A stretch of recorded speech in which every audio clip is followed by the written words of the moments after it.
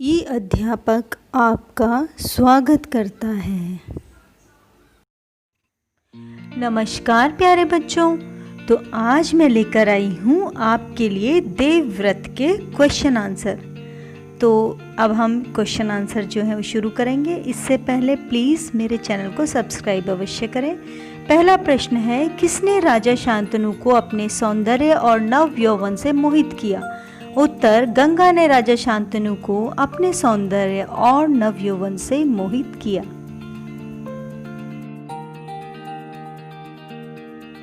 प्रश्न 2, पैदा होते ही गंगा अपने पुत्रों के साथ क्या किया करती थी? उत्तर, पैदा होते ही गंगा अपने पुत्रों को नदी की बहती हुई धारा में फेंक दिया करती थी। प्रश्न 3, शांतनु ने गंगा की शर्तें क्यों मान ली? उत्तर, गंगा के सौंदर्य एवं नव यौवन ने राजा शांतनु का मन मोह लिया था। वह किसी भी तरह से गंगा से विवाह करना चाहते थे, इसलिए शांतनु ने गंगा की शर्तें मान ली।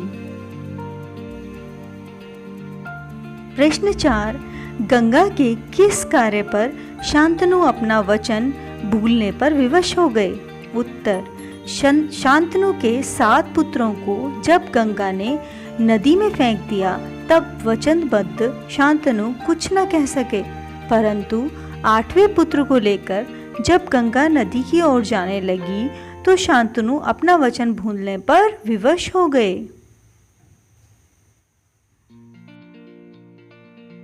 प्रश्न 5, गंगा को पुत्रों को नदी में फेंकता देखकर भी राजा शांतनु कुछ क्यों नहीं कर पाते थे?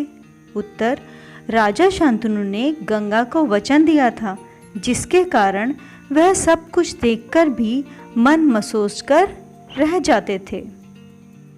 प्रश्न 6, गंगा राजा शांतनु को छोड़कर वापस क्यों चली गई? उत्तर, राजा शांतनु ने गंगा को अपने 8वें बच्चे को फेंकने से रोककर अपना वचन तोड़ा था, इसलिए गंगा उन्हें छोड़कर वापस चली गई। प्रश्न 7, भीष्म पितामह कौन थे? उत्तर, गंगा और राजा शांतनु के 8वें पुत्र देवव्रत थे, जो आगे चलकर भीष्म पितामह के नाम से विख्यात हुए। प्रश्न 8, शांतनु गंगा तट की ओर क्यों गए? वहां वे आश्चर्यचकित क्यों रह गए? उत्तर है, गंगा के जाने के बाद शांतनु का मन विरक्त हो गया।